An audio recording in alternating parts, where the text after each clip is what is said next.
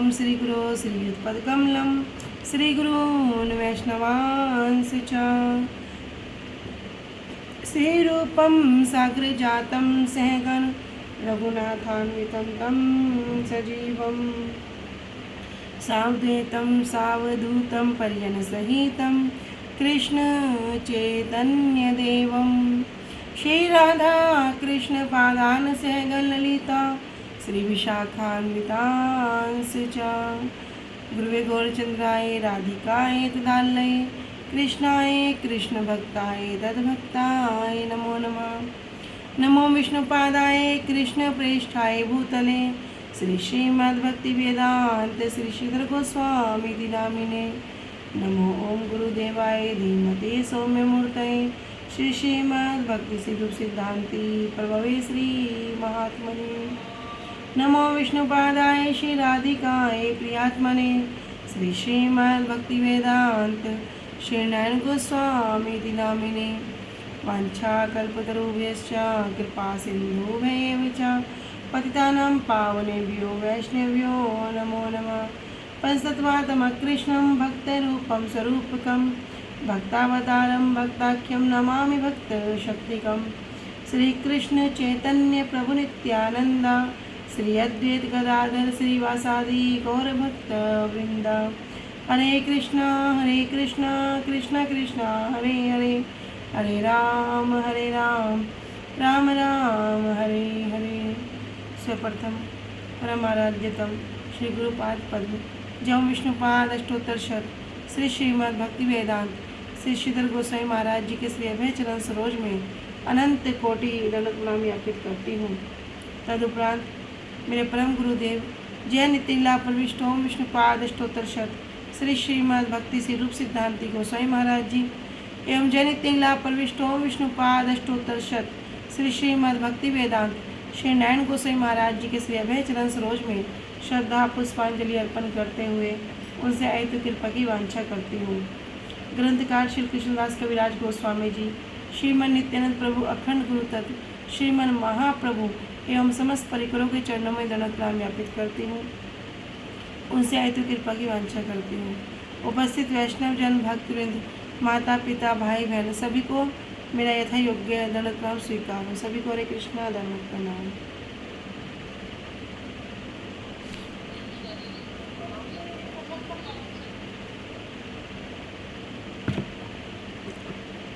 श्री गुरुदेव की अहेतु की कृपा से हम जो ग्रंथ कर रहे हैं उसका नाम है श्री श्री चैतन्य चैतामृत। श्री श्री चैतन्य चैतामृत ग्रंथ के अंतर्गत हम श्रवण कर रहे हैं मध्य लीला 19वां अध्याय, पेज संख्या 194 और प्रयास संख्या 150।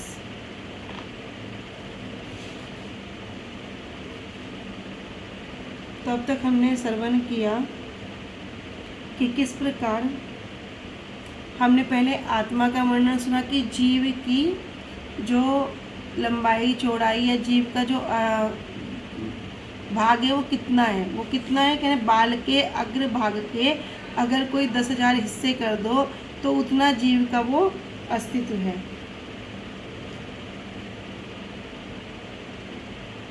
जो सूक्ष्म भाग है इतना ही जीव है। भगवान विभु हैं और जीव अनु हैं। फिर हमने श्रवण किया था कि जो 84 लाख प्रकार की योनियां हैं उसमें जो मनुष्य योनि है वो कितनी कम है, ओनली 4 लाख प्रकार की हैं। उसमें भी उसके अंदर भी हमने श्रवण किया था कि बहुत सारे मलेच्छ हैं, पुलिंद हैं, सबर आदि के लोग हैं, बोध हैं। कह रहे इनको भी अगर छोड़ दो तो जो वेदों में जो निष्ठ हैं, जो वेदों को मानते हैं वे बहुत कम हैं। और जो ऐसे जो वेदों को मानने वाले तो हैं लेकिन कैसे मानते हैं, बस मुख से मान लिया, मुख से बड़ी बड़ी बात करेंगे किंतु जो वेदों में वर्णन है उसको पालन नहीं करते, ऐसे बहुत सारे हैं। कह रहे उसमें भी जो धर्म को मानते ही नहीं हैं, जो अपने लोग धर्म का पालन ही नहीं करते हैं। फिर हमने सुना कि जो धर्म का पालन करते हैं उनके बीच में ऐसे बहुत सारे हैं जो कर्मनिष्ठ हैं। कर्मनिष्ठ अर्थात जो सांसारिक भौतिक वस्तुओं के लिए जो दान धर्म हवन यज्ञ आदि कार्य करते हैं। कुआं खुलवा दिया, बावड़ी बनाए थे, अस्पताल खुला दिए, ये जितने भी दान धर्म करते हैं, संसारिक जो वृत्ति दिखाते हैं, किस लिए? स्व सुख की इच्छा के लिए, तो इन्हें कहते हैं कर्मनिष्ठ। कह रहे जो धर्म का आचरण करने वाले हैं उसमें भी ये कर्मनिष्ठ बहुत कम मिलेंगे। फिर ऐसे ऐसे जो करोड़ों करोड़ों जो कर्मनिष्ठ हैं उनसे भी श्रेष्ठ बताया गया है एक ज्ञानी को, कि ज्ञानी श्रेष्ठ है। और ऐसे जो करोड़ों करोड़ों जो ज्ञानी हैं उनके मध्य हमने श्रवण किया था, कौन श्रेष्ठ है? एक मुक्त व्यक्ति। फिर ऐसे करोड़ों करोड़ों मुक्तों के बीच में एक जो कृष्ण भक्त हैं वो क्या है? बड़े दुर्लभ हैं।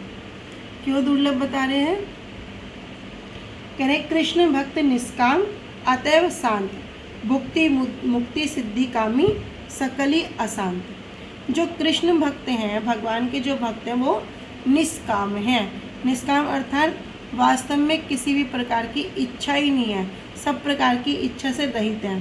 अतएव शांत, इसलिए वे शांत है। कैसी इच्छा नहीं है?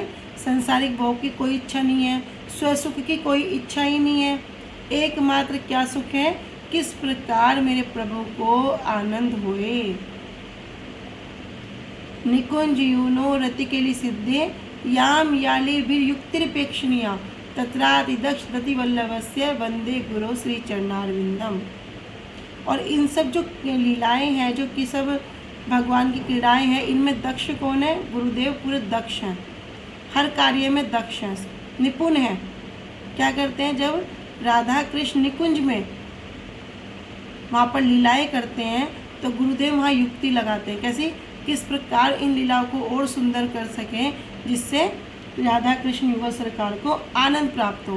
क्योंकि कल हमने एक उदाहरण सुना था जो गुरुजी बताते हैं कि जब कोई स्वयं को सजा लेता है और शीशे के सामने खड़ा हो जाए तो उसे शीशे में जो खड़ा है उसको सजाना नहीं पड़ता, अपनी परछाई को सजाना नहीं पड़ता, वो स्वतः ही सज जाती है।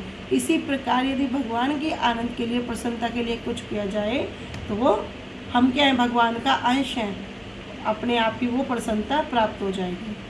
इसलिए क्या है? कृष्ण भक्त निष्काम अतएव शांत, भुक्ति मुक्ति सिद्धि कामी सकले अशांत। जो भुक्ति जो भोगों को चाहने वाला है, कौन चाहेगा? कर्मी चाहेगा। ऐसे कर्मी जो भोगों को चाहेंगे। मुक्ति जो मुक्ति को चाहने वाले हैं, जो ज्ञानी जन हैं वे मुक्ति को चाहते हैं। सिद्धि जो योगी हैं वे सिद्धि की कामना करते हैं। सकल ही अशांत, ये सब के सब अशांत हैं, ये कभी शांत नहीं हो सकते।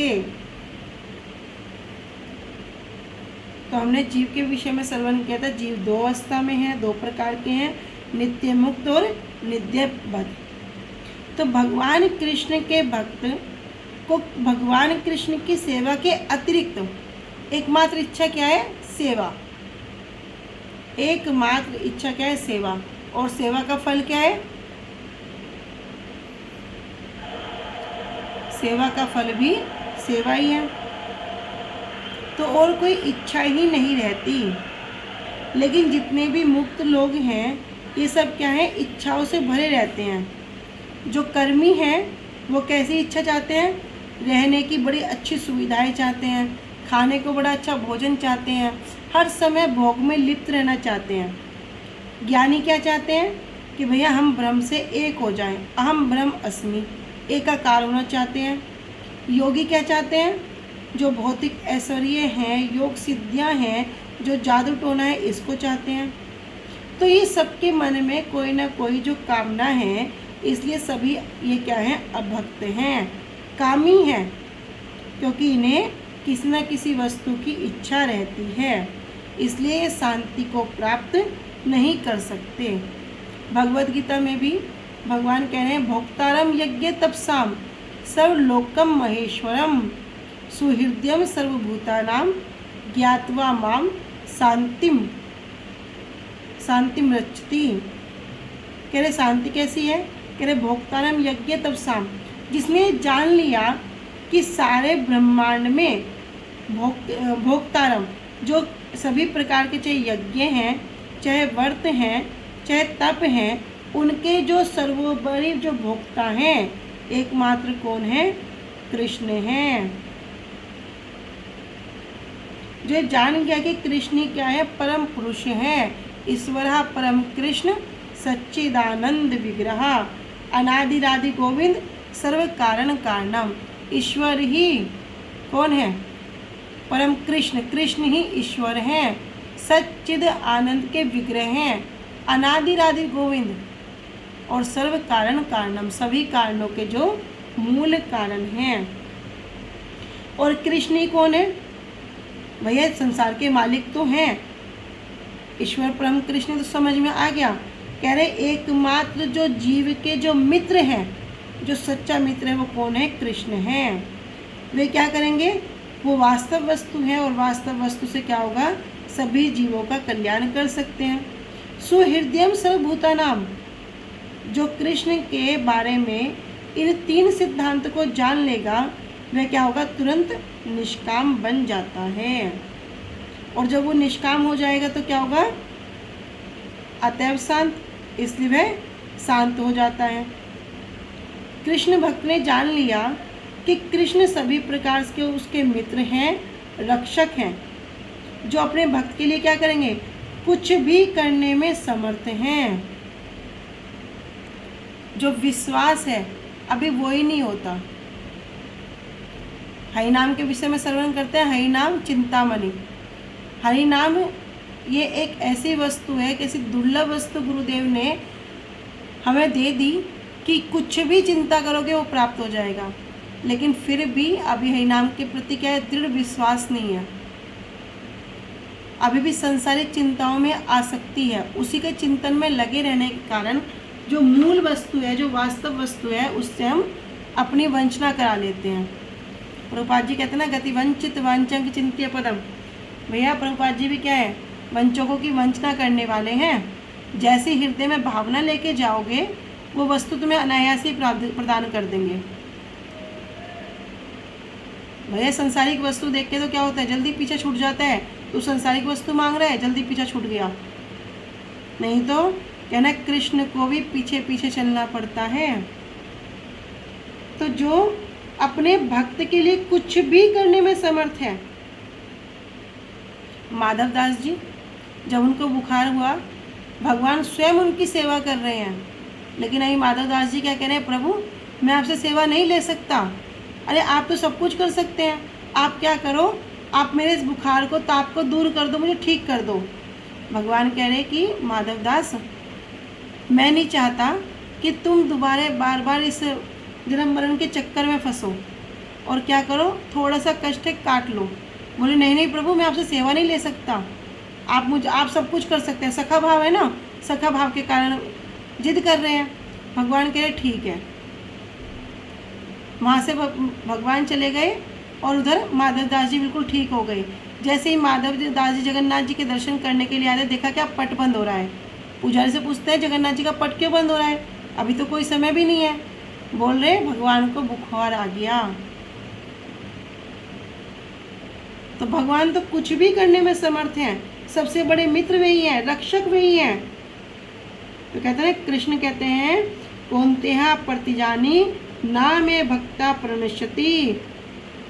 खुद प्रतिज्ञा नहीं कर रहे, अर्जुन से कह रहे हैं हे कुंती पुत्र तुम क्या करो, तुम निडर होकर घोषित कर दो कि मेरे भक्त का कभी विनाश को प्राप्त नहीं होगा, मेरे भक्त का कभी विनाश नहीं होगा। तो गुरु वर्ग से सुनते हैं कि हाँ, कहते हैं कि हम क्यों प्रतिज्ञा करें। अर्जुन कहते हैं मैं क्यों प्रतिज्ञा करूं, भैया तुम भगवान हो, तुम प्रतिज्ञा कर दो। तो भगवान भी कहते हैं कि अगर अपने भक्त के वचन की रक्षा के लिए क्या करूंगा, मैं अपनी प्रतिज्ञा को तोड़ दूंगा, किंतु यदि कोई मेरा भक्त प्रतिज्ञा करे तो मैं उसके शब्दों को कभी भी टूटने नहीं दूंगा, खंडित नहीं होने दूंगा। इसलिए भगवान कह रहे, कृष्ण अर्जुन से कह रहे कि तुम प्रतिज्ञा करो। लेकिन बार बार सुनते भैया कृष्ण ही परम मित्र हैं, कृष्ण ही रक्षक हैं, कृष्ण ही सब कुछ देने में समर्थ हैं। गीता में श्रवण करते हैं अन्याश्चिंत्यन्तो माम ये जना पर्युपासते तेषाम ये नित्ययुक्तानाम योगक्षेमम वहम्यम। जो अनन्य चित्त से मेरा भजन करता है, अनन्य चित्त से जो पूरा का पूरा क्या है मेरी भक्ति करता है, जो मुझे ही सब कुछ मानता है, फिर क्या करेंगे? उसका योग क्षमम मैं वहन करता हूँ। उसके पास जो कुछ नहीं है उसे सिर पर ढोकर लाता हूँ, और जो है उसके द्वारपाल बनकर रक्षा करता हूँ। श्रीवास पंडित जी की हम कथा सुनते हैं। चारों भाई क्या कर रहे हैं? सारे के सारे बैठ के भगवान के नाम का कीर्तन कर रहे हैं। महाप्रभु कह रहे श्रीवास क्या कर रहा है? अरे ये सब करेगा तो घर कैसे चलाएंगे? घर में कुछ बनना नहीं है क्या? क्या सब यहाँ बैठ के ताली बजाते हुए हरे कृष्ण कृष्ण कृष्ण हरे हरे, हरे राम राम राम हरे हरे, क्या कीर्तन कर रहे हो? श्रीवास जी वहाँ 3 ताली बजाते हैं। तो महाप्रभु पूछते हैं ये 3 ताली क्यों बजा रहे हो? बोलते हैं प्रभु एक दिन कुछ नहीं होगा, कोई बात नहीं, 1 ताली बजा दी। अगर एक दिन कुछ नहीं होगा तो कोई दिक्कत नहीं है, रह लूँगा, दूसरे दिन की प्रतीक्षा करेंगे। दूसरे दिन भी कुछ नहीं होगा तब भी रह लूँगा, कोई दिक्कत नहीं है। तीसरे दिन भी कुछ नहीं होगा तब भी रह लूँगा। चौथे दिन क्या करूँगा? अपने आप में पत्थर बांध के गंगा जी में कूद के अपने प्राण त्याग दूंगा, किंतु नाम नहीं छोड़ूंगा। क्या कुछ और करने जाते थे? नौकरी करने जाते थे? कुछ नहीं जाते। तो वहाँ महाप्रभु प्रसन्न होकर कहते हैं कि हो सकता है कभी लक्ष्मी जी को भिक्षा मांगनी पड़ जाए, लेकिन तुम्हारे यहाँ पर कभी भी धन धान्य की कमी नहीं होगी। कह रहे कुछ भी करने में समर्थ हैं, इसलिए कहते हैं कौनते हैं प्रतिजानी है कुंती पुत्र, तुम निडर होकर घोषित कर दो कि मेरे भक्त का कभी विनाश नहीं होगा। कौन आश्वासन दे रहे हैं? भैया कृष्ण दे रहे हैं, क्योंकि भक्त भगवान में ही वास करता है, कृष्ण में वास करता है। क्यों? क्योंकि अपने कोई स्वसुख की, निजी लाभ की कोई इच्छा ही नहीं है। एकमात्र इच्छा क्या है? सेवा। किसी प्रकार से सेवा मिल जाए, जैन केन प्रकार से सेवा मिल जाए। गुरुवर कितने कृपालु, कितने कृपालु, कितनी सब सेवाएं। कोई पढ़ना जानता है उसको अलग तरह की सेवा, कोई बहुत सुंदर रसोई बनाना जानता है उनको रसोई की सेवा, कोई बहुत सुंदर मार्जन करना जानता है उनको मार्जन की सेवा, कोई बड़ी सुंदर माला बनाना जानता है उनको माला की सेवा। जो जिस प्रकार से सेवा कर सकता है, हर प्रकार से। इसलिए प्रभुपाद जी कहते हैं ना कि प्रभुपाद जी कैसे हैं कि जगत में लोग तो क्या करेंगे, सबके सब एक दूसरे में अवगुण ढूंढने में लगे हैं, किंतु प्रभुपाद जी क्या करते हैं? किसी व्यक्ति में 99 अवगुण है और एक गुण भी क्यों ना हो, उस एक गुण को देखकर ठाकुर सेवा में लगा देते हैं। लेकिन जगत पूरा विपरीत, तुम्हारे अंदर 99 गुण हो और एक ही अवगुण हो, उस एक अवगुण को पकड़ के क्या करेंगे? तुम्हारा पूरा संसार में रहना दुश्मन कर देंगे। और वो अवगुण क्यों? क्योंकि भैया जब स्वार्थ में, किसी की स्वार्थ पूर्ति में जब कमी आती है ना, तब उनके गुण भी अवगुण लगने लगते हैं। तो यहाँ पर बता रहे कि भक्त क्या करता है? वो भक्त कृष्ण में वास करता है, अपना कोई भी स्वसुख की इंद्रिया का नहीं है, निजी लाभ की कोई इच्छा ही नहीं है। लेकिन भक्त के लिए जो कल्याणकारी हैं वो कौन है? भगवान हैं, वो श्री कृष्ण हैं और वही आधार हैं। क्योंकि भक्त कभी भी अपने लिए किसी अच्छी वस्तु की कामना नहीं करता। अगर कहीं मार्केटिंग जाएंगे तो क्या होगा? और ये कितनी सुंदर वस्तु है, आज ठाकुर को भोग लगाऊंगा। कहीं कपड़ा दिख गया, वाह कितना सुंदर कपड़ा है, इसका अगर ठाकुर जी को ड्रेस बना के पहनाऊंगा ना कितने सुंदर लगेंगे। कहीं कहीं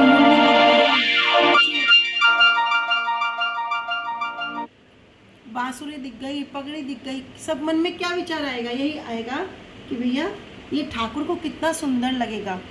कोई अभी सीजन वाइज फ्रूट आया, फल आया, कुछ भी मार्केटिंग में गए, कहीं भी गए, लेकिन एकमात्र इच्छा खुद के लिए नहीं होगी, मैं खुद कैसा पहनूं, मैं खुद क्या खाऊं। भक्त हर समय भगवान का ही चिंतन करेगा।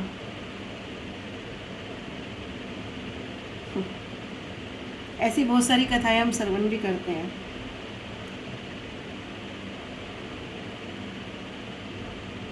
क्यों? क्योंकि भगवान हर तरह से उसकी रक्षा करते हैं। अवश्य राखी वे कृष्ण विश्वास पालन। तो भक्ति विनोद ठाकुर जी कहते हैं कि भक्त क्या है? भक्त तो निष्काम है। क्योंकि कृष्ण हर अवस्था में उसकी रक्षा करेंगे। और ऐसा भी नहीं है, एक पॉइंट ये भी है, ये तो विश्वास है कि भैया भगवान रक्षा करेंगे करेंगे, मित्र हैं, रक्षक हैं, प्रभु हैं, सब कुछ तो है, तो करने वाले तो एकमात्र वे ही हैं। लेकिन भक्त तो ये आशा भी नहीं करता, ये इच्छा भी नहीं करता कि ऐसी विपद स्थिति में भगवान आकर उसकी सहायता करे, वो इच्छा भी नहीं करता। लेकिन हाँ, कृष्ण पे ही पूरी तरह से आश्रित है। किस तरह? जैसे एक बच्चा होता है ना, छोटा बच्चा, अपना पूरा डिपेंड होता है माता पिता पे। वो जानता नहीं कि वो अपने माता पिता की सेवा कैसे करे, उनको किस प्रकार सुख दे, कुछ नहीं जानता। और कभी कभी क्या करेगा, गलत कार्य भी कर देगा। लेकिन माता पिता क्या करते हैं, उसकी सब प्रकार से रक्षा करते हैं। उसी प्रकार जो कृष्ण भक्त है वो कैसा है, उसी बच्चे के समान है। वो पूरा का पूरा अपने भगवान पे, अपने प्रभु पे, अपने आराध्य पे, अपने माता पिता पे डिपेंड है। गलती भी करेगा तब भी किसके उसमें कर रहा है, भगवान के शरणागत है। भाई भगवान ही रक्षक हैं, तो वो क्या करते हैं, उसकी सहायता करते हैं। लेकिन ये जो कर्मी हैं, ज्ञानी हैं, योगी हैं, इन सब के अंदर कुछ ना कुछ इच्छाएं हैं। वह कर्मी के अंदर स्वसुख की इच्छा है, भौतिक वस्तुओं की इच्छा है। ज्ञानी के अंदर मुक्ति की कामना हो गई, और योगी के अंदर क्या होगी, सिद्धि प्राप्त करने की कामना। मैं बड़ा तप करके, बड़ा साधन करके सिद्धि प्राप्त करूँगा और फिर लोगों को दिखाऊंगा। तो सम्मान की कामना, प्रतिष्ठा की कामना, मेरा पूरा दुनिया में डंका बजेगा, मेरी वाक सिद्धि हो जाए, जो मैं बोलूँ वही हो जाए। तो इन सबके अंदर कुछ ना कुछ कामना होगी।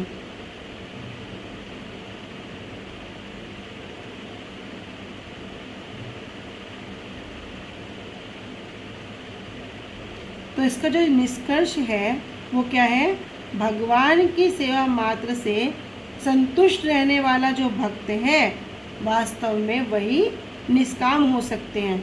इसलिए महाप्रभु कहते हैं कृष्ण भक्त निष्काम, क्योंकि कृष्ण भक्त क्या होगा, कृष्ण सेवा से ही संतुष्ट रहता है। और जिसके अंदर कोई कामना नहीं है, इच्छा नहीं है, वासना नहीं है, एकमात्र सेवा की ही है, उसको कभी कोई नीचे नहीं गिरा सकता।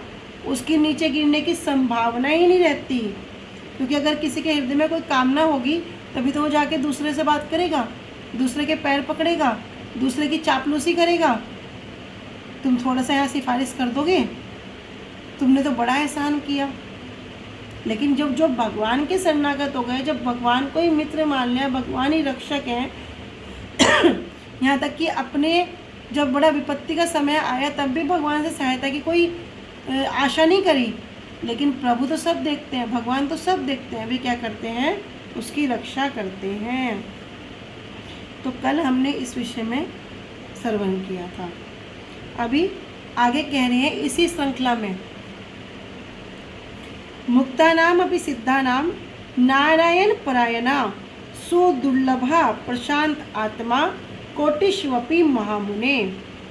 श्रीमद् भागवतम के अंतर्गत से इस श्लोक है, कह रहे मुक्तानाम अपि, मुक्तानाम अपि जिसका क्या हो गया, अज्ञान बंधन रहिता नाम, अज्ञान का जो बंधन है उससे क्या हो गया, वो रहित हो गया, वो मुक्त हो गया।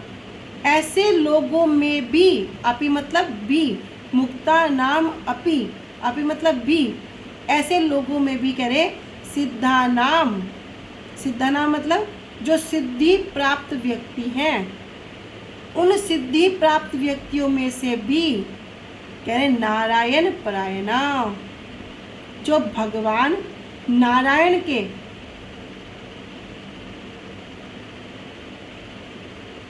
जो भगवान नारायण परायण है, मतलब जिनकी निष्ठा हो गई नारायण में, ऐसे व्यक्ति कह रहे पहले मुक्ता नाम, भैया जो अज्ञान के बंधन से हो गए, मुक्त हो गए, ऐसे लोगों में भी जो सिद्धि प्राप्त करने वाले जो व्यक्ति हैं उसमें भी नारायण परायणा, भैया जो भगवान में जो प्रशांत आत्मा है, सुदुर्लभा, ऐसे जो सु मतलब अत्यंत, अत्यंत दुर्लभ, प्रशांत आत्मा, पर शांत, परकुश रूपेण शांत, जो पूर्ण रूप से शांत हो गए, ऐसे जो निष्काम है। कोटिष्वपि महामुने, कोटिषु मतलब करोड़ों में से भी वे कौन है? महामुने, महान है, अधिक मतलब और भी उनकी जो स्तर है वो बहुत अधिक है। तो इस श्लोक कहाँ से ले रहे? श्रीमद् भागवतम में से। क्या कह रहे? हे महामुनि, अज्ञान से मुक्त लाखों पुरुषों में तथा सिद्धि प्राप्त करने वाले लाखों सिद्धों में से भी कोई कदाचित कोई एक नारायण का भक्त शुद्ध होता है, शुद्ध भक्त होता है। और जो शुद्ध भक्त होगा वो केवल ऐसा भक्त ही वास्तव में पूर्णता, तुष्ट तथा शांत होगा।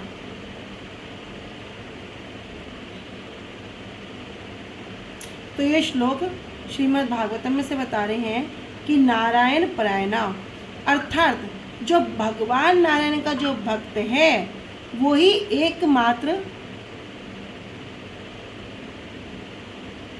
प्रसन्नचित्त व्यक्ति है। कि नारायण परायणा, नारायण के वो क्या है? पहले से ही भव बंधन से जो मुक्त है। संसार में हम दो प्रकार के जीव को श्रवण किया, नित्य मुक्त और बद्ध। एक बद्ध जीव, एक मुक्त जीव। ये जो नारायण परायण है मतलब जो भगवान के प्रति जो शुद्ध भक्त है, जो निष्काम भक्त है, ये कोई भवसागर में फंसे हुए नहीं है, ये भव बंधन से मुक्त है पहले से ही। उनके पास पहले से ही सारी योग सिद्धियाँ रहती हैं। और जब तक मनुष्य जो भुक्ति मुक्ति का जो स्तर है, भुक्ति मुक्ति सिद्धि को जो स्तर है, उसको पार करके जो नारायण परायण पद को प्राप्त नहीं करता, नहीं कर लेता, तब तक वह संतुष्ट नहीं हो सकता। इस विषय में हम श्रवण करते हैं ना, शुद्ध भक्ति के जो उत्तम भक्ति का जो श्लोक है, अन्य अभिलाषिताम शून्यम ज्ञान कर्मादि अनावृतम आनुकूल्यन कृष्ण अनुशीलनम भक्तिर उत्तमा। कि भैया अन्य अभिलाषिताम शून्यम, सब प्रकार की जो अन्य अभिलाषिता है उनसे शून्य होना पड़ेगा। ज्ञान कर्मादि अनावृत, कर्म योग ज्ञान योग इन सबको क्या करना पड़ेगा? भक्ति इनसे ढकी हुई नहीं होनी चाहिए।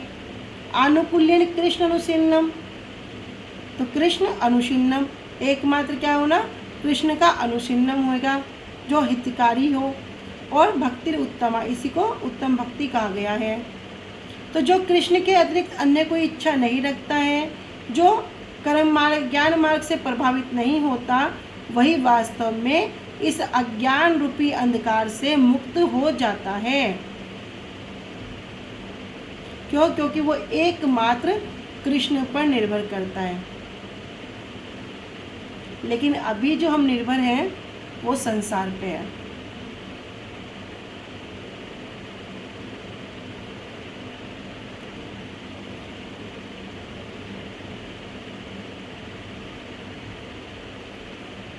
ठीक है, आगे चलते हैं। कह रहे हे महामुने, करोड़ों करोड़ मुक्तों और सिद्धों में से नारायण परायण प्रशांत आत्मा पुरुष अत्यंत दुर्लभ है।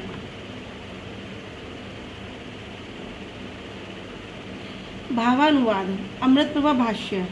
श्री भक्तिविनोद ठाकुर जी कह रहे हैं, तंत्र वाक्य, ज्ञान साधन से मुक्ति और यज्ञ आदि पुण्य से भोग सुलभ है, किंतु हजारों हजारों साधनों के द्वारा भी वह हरि भक्ति अतिशय दुर्लभ है।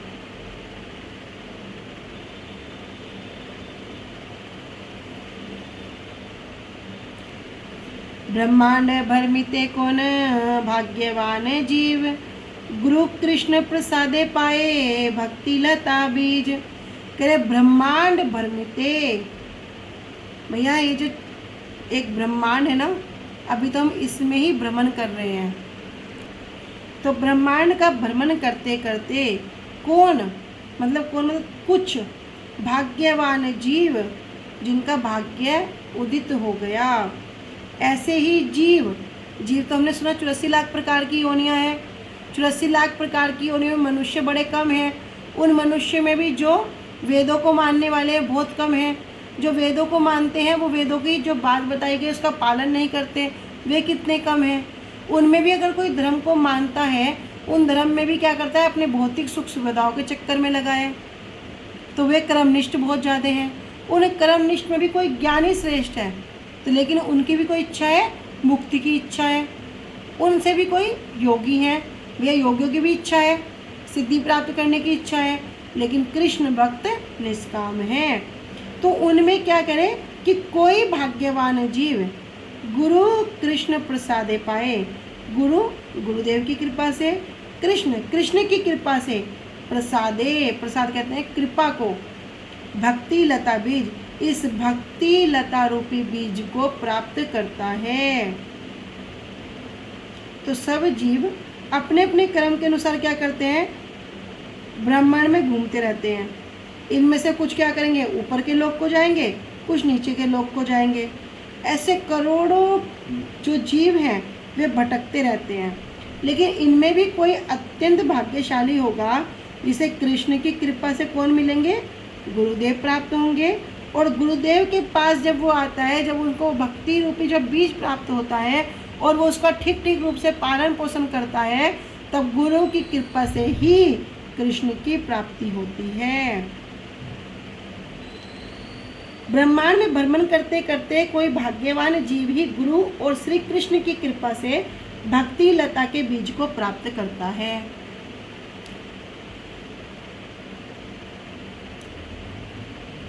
ब्रह्मांड का अर्थ क्या हो गया, 14 भुवन। 14 भुवन सबको पता ही है, नीचे के 7 लोग, पृथ्वी से लेके ऊपर के 7 लोग, ऊपर के भू भुय स्वय जन तप मोह और सतलोक, नीचे के अतल वितल सुतल तलातल महातल पाताल रसातल पाताल, ये नीचे के लोग हैं। कह रहे इनमें भ्रमण करता है। कैसे करता है, अपने अपने कर्म के अनुसार। अगर उच्च लोक की तरफ को अच्छे कार्य करेंगे तो ऊपर के लोक को जाएगा, बुरे कार्य करेंगे नीचे के लोक को जाएगा। तो कभी स्वर्ग कभी नरक, तेतम भुगत्वा स्वर्ग लोकम विशालम शीनम पुण्यम मृत्यलोकम विशंति।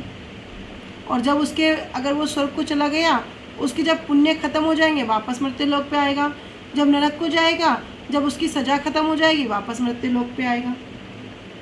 तो कह रहे ब्रह्मांड का अर्थ क्या है, 14 भुवन से है। भाग्यवान, भाग्यवान क्यों कह रहे कि कौन भाग्यवान जीव, कि भैया सुकृति संपन्न, जो सुकृति संपन्न है। एक होती है दुष्कृति, एक होती है सुकृति। जैसे गुरुजी बहुत सारी ऐसी कथा सुनाते हैं, बहुत सारी कथाएं हैं। उसमें कार्तिक मास में जो चूहे की कथा है सबको स्मरण होगी। तो इतनी उसने क्या किया कि वो घी खाने के लोभ से, कार्तिक का महीना था, घी खाने के लोभ से उस चूहे ने क्या किया, जो दिए बत्ती जली थी ना वो झप हो रही थी, तो घी खाने के लोभ से उसने जैसे इसमें मुंह मारा तो बत्ती क्या होगी, बत्ती तेज से जल उठी, जिससे क्या हो गया, उसकी जो मूंछ है उसमें आग लग गई। आग लगने के कारण क्या करने लगा, वो आकुल व्याकुल होकर कूदने लगा। भगवान तो बड़े प्रसन्न हो गए, कह रहे देखो मेरा ये जो दीपक है बुझने वाला था, इसने क्या किया, इसने इसके लो को तेज किया और अभी क्या कर रहा है, मेरे सामने नृत्य कर रहा है। और क्या हुआ, वो वहाँ पर मर गया, प्राण छूट गए। अगला जन्म उसको राजा का मिला। तो भगवान के लिए अगर कोई थोड़ा भी करता है तो क्या होता है, वो उसकी सुकृति बन जाती है। तो कह रहे अनजाने में विष्णु वैष्णव की सेवा होने से जीव की सुकृति उदित होती है। जान के तो छोड़ दो, यदि किसने अनजाने में भी कर दिया तब भी क्या होगा, उसकी सुकृति उदित हो जाएंगी। इसमें श्री नारद जी के जन्म का जो उपाख्यान है श्रीमद् भागवतम में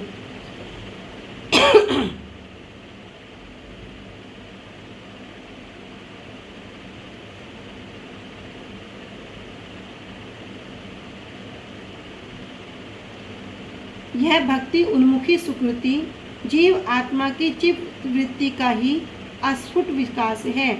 यह जड़ीय कर्म नहीं है और सुकृति के फल स्वरूप श्रद्धा और श्रवण से संबंध ज्ञान प्राप्त होने पर ही वास्तविक शुद्ध भक्ति आरंभ होती है। जब इस प्रकार की सुकृति हो जाती है तो सुकृति होते होते क्या होगा, श्रद्धा होगी। और श्रद्धा और श्रवण से सबसे पहली चीज़ है श्रद्धा। श्रद्धा की डेफिनेशन क्या है, श्रद्धा किसको कहते हैं? किसी वस्तु व्यक्ति के प्रति दृढ़ विश्वास और संपूर्ण जो संशय है उनका नाश, सभी प्रकार के संशयों का नाश और पूर्ण दृढ़ विश्वासी श्रद्धा है।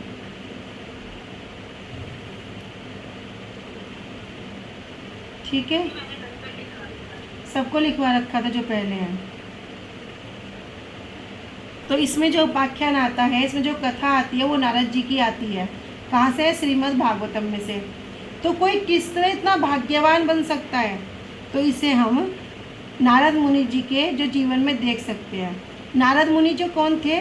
पहले जन्म में एक दासी के पुत्र थे। यद्यपि वे किसी प्रतिष्ठित कुल में नहीं जन्मे थे कि बड़े ऊंचे कुल में जन्मे हैं, बड़ा ऊंचा घर बार है, एक दासी के पुत्र थे। किंतु सौभाग्य कैसे उदित हुआ कि सौभाग्यवश जो उनकी माता है, वे क्या करती? कुछ वैष्णवों की सेवा करती थी। और जब वो सेवा करती उस समय चतुर्मास्य में क्या चलता है, भगवान अभी जो वैष्णव जन हैं वे वहाँ पर चतुर्मास्य में आए हुए थे, सब विश्राम कर रहे थे।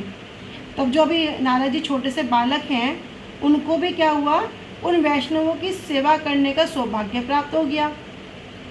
और वैष्णव कौन है भैया? वैष्णव तो बड़े कृपालु हैं, बड़े दयामय हैं। हम बार बार श्रवण करते हैं, वैष्णव जन तो वे कहिए जो पीर पराई जाने रे, वैष्णव हृदय नवनीत समाना। तो कहते हैं नवनीत समाना नहीं भैया, मक्खन से भी कोमल है। मक्खन जितना कोमल है ना, वैष्णवों का हृदय तो मक्खन से भी कोमल है। तो अभी वे क्या करते, दयावश क्या करते, जो बालक हैं, जो नारद जी हैं, उनको अपना बचा हुआ जो उचिष्ट है उनको दे दिया करते। तो उनकी सेवा करने से, उनकी आज्ञा का पालन करने से वो जो बालक हैं, पूर्व जन्म में नारद जी जो दासी पुत्र हैं, वो वैष्णवों की कृपा का पात्र बन गया। कृपा, ये कृपा ना बड़ी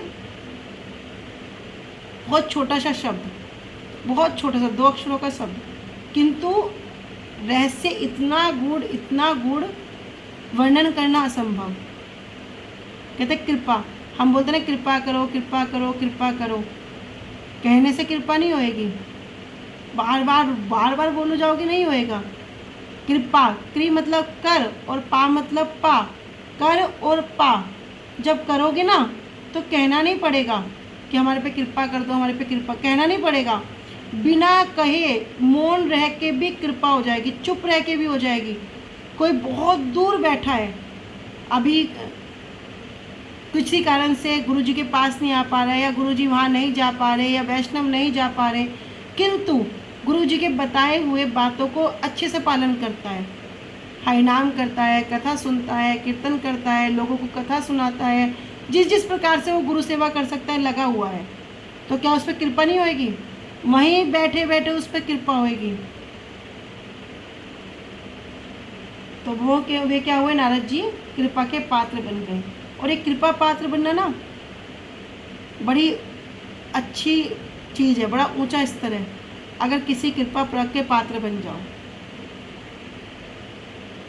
एक हम छोटी सी बात बताती हूँ। हम तो सोचते हैं हम ये कार्य करें, वो कार्य करें, हम इनकी नज़र में आ जाए, हम इस तरह मतलब अपने आप को लगे रहते हैं। तो उस विषय में ना एक कथा सुनी थी, मुझे बड़ी अच्छी लगती है। एक बार नारद जी भगवान के पास जाते हैं। भगवान उस समय कोई डायरी ले रहे होते हैं, तो डायरी लेके भगवान जी देख रहे होते हैं। नारद जी का स्वभाव है, नारद जी बोलते नारायण नारायण, प्रभु क्या कर रहे हो? तो भगवान बोलते हैं कि नारद जी मैं डायरी देख रहा हूँ। कह रहे प्रभु डायरी में क्या देख रहे हो? बोले नारद जी इसमें ना वे इन लोगों के नाम हैं जो मुझे रोज़ याद करते हैं। नारद जी तो बड़े खुश हुए। नारद जी ने सोचा क्यों मैं ना देखूं, क्या मेरा नाम इसमें है या नहीं है? नारद जी ने कहा प्रभु मैं देख सकता हूँ। भगवान बोले देख लो। तो नारद जी ने पूरी लिस्ट देख ली, बड़े खुश हुए, नारद जी का नाम उसमें था। अब नारद जी पृथ्वी लोक पर विचरण करने के लिए आ गए, तो उधर हनुमान जी बैठे हैं और भगवान के नाम को जप कर रहे हैं। हनुमान जी जब नारद जी को देखा, प्रणाम किया, बोले आज कैसे यहाँ पर विचरण कर रहे हो? बोले कुछ नहीं, मैं घूमते घूमते इधर आ गया। बोले आप क्या कर रहे हो?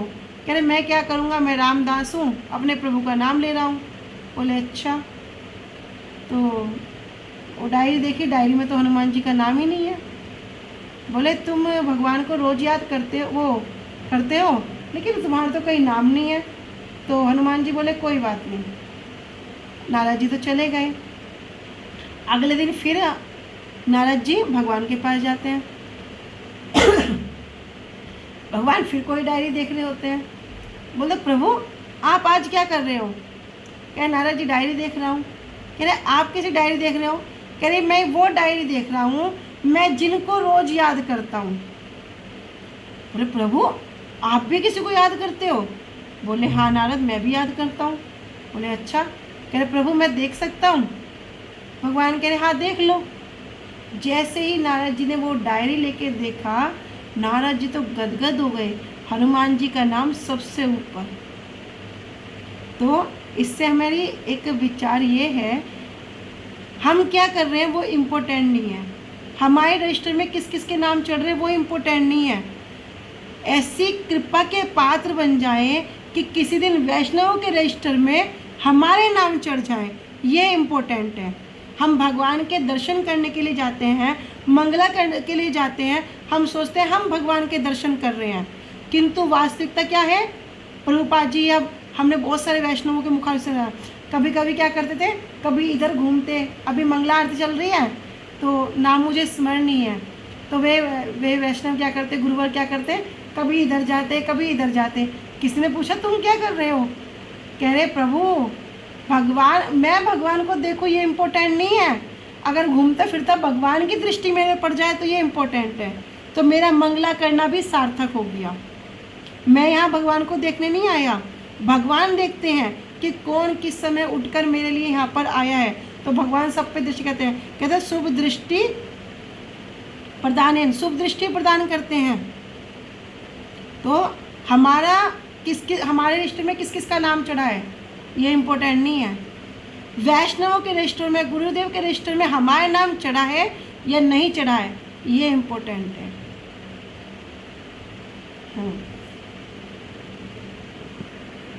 और नारद जी जब यहाँ कृपा के पात्र बन गए तब क्या हो गया? उच्चिष्ट ग्रहण कर रहे हैं। 3 चीज हम श्रवण ही करते हैं, वैष्णवेर पद धूलि, वैष्णवेर चरण जल और वैष्णव उच्चिष्ट। ये 3 चीज़ें क्या करती हैं? ये 3 चीज़ें बहुत जल्दी ये भक्ति में अग्रसर कराती हैं और इस भवसागर से पार कराएंगी। अभी नारद जी को क्या हो रहा है? उनका उच्चिष्ट प्राप्त हो रहा है। और ऐसे वैष्णवों की अभी जानते नहीं है, वैष्णव सेवा कुछ जानते नहीं है, बस अनजाने में कर रहे हैं। ऐसे करते करते करते करते नारद जी क्या हो गए? शुद्ध भक्त बन गए। और अगले जन्म में वो जो दासी पुत्र थे वही कौन बने? नारद मुनि बने, जो सब में क्या है? सर्वोच्च। कहते हैं स्वयंभू नारद शंभु कुमार कपिलो मनु, कि जो 12 जो महाजन हैं उनमें गिने जाते हैं। तो ये बालक नारद मुनि बने और जो वैष्णव है सर्वोच्च और सर्वोत्तम गुरु एवं वैष्णव के आचार्य थे। नारद मुनि के पद चिन्हों पर चलकर ही सब क्या हो रहा आगे? ये हमारी जो गुरु परंपरा है, कृष्ण हैते चतुर्मुख, हये कृष्ण शरणमुख, ब्रह्मा हैते नारदेर मति। तो अभी हमारी जो पूरी गुरु परंपरा है। करे गुरु प्रसाद, गुरु प्रसाद के विषय में हम कल श्रवण करेंगे। वांछा कल्पतरुभ्यश्च कृपा सिन्धुभ्येव च पतितानां पावनेभ्यो वैष्णवेभ्यो नमो नमः। श्री गुरुदेव की जय। अनंत कोटि वैष्णव वृंद की जय। निताई गौर प्रेमानंदे हरि हरि बोल। हरे कृष्णा। सभी को दंडवत प्रणाम।